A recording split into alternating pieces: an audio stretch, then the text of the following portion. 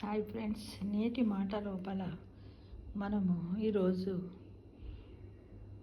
కృష్ణార్పణం అనడానికి కారణం ఏమిటి, ఫలం ఏమిటి అనే దాని గురించి తెలుసుకుందాం మిత్రమా.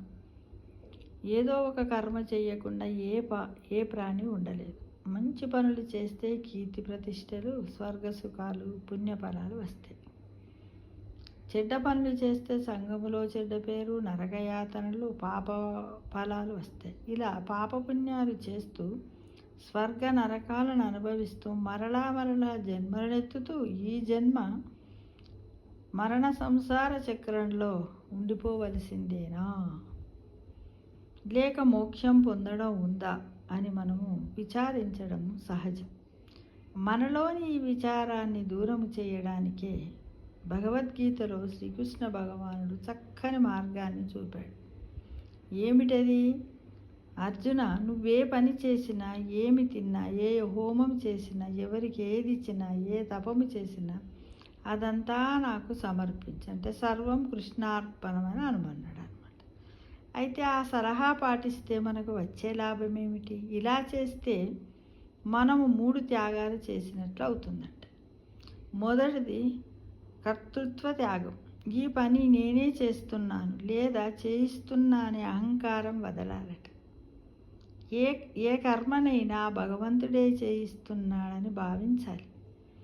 ఏమి చేసినా భగవత్ తర్పణంగా చెయ్యాలి, భగవత్ అర్పణంగా చెయ్యాలి. ఇలా చేస్తే మనము పాపపు పనులు చేయడానికి జంకుతాం. కర్మసాక్షి అయిన మన మనస్సాక్షి భగవానుణ్ణి తలుచుకుంటూ సదా సత్కార్యాలకు పూనుకుంటాయట. రెండవది ఫలత్యాగం.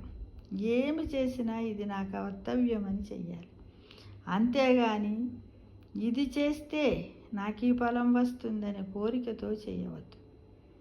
నేనేమి చేసినా దాని ఫలము భగవానుడిదే అని భగవత్ కైంకర్య రూపాలని అని మనము నమ్మాలి, అంటే భగవత్ స్వరూపాలే అని మనము నమ్మాలి మిత్రము.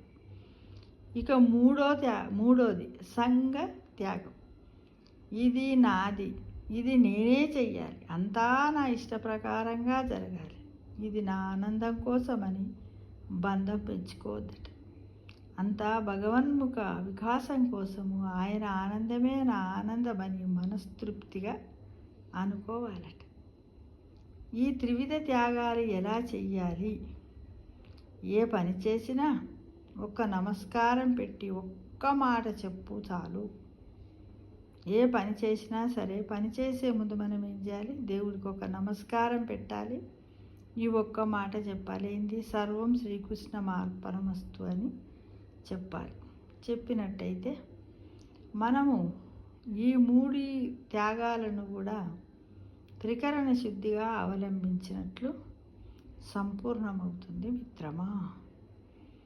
ఇది ఈరోజు మనము నీటి మాట లోపల ఈ విషయాలను చక్కగా నేర్చుకున్నాము. ఇలానే మనము మన దినచర్యల్లో ఈ నియమాలను, ఈ నిబంధనలను మనం పాటిద్దాం. సర్వం శ్రీకృష్ణార్పణమస్తు.